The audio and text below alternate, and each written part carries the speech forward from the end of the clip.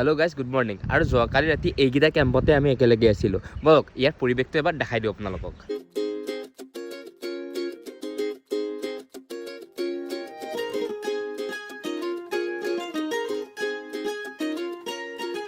বহুদিন হ'ল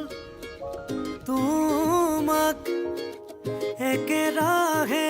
নেদেখা খবৰো নোপোৱা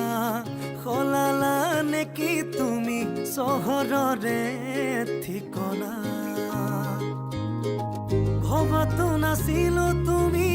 হঠাৎ এৰি যাবা কৰি এৰা পৰলীয়া তুমি নহ'লে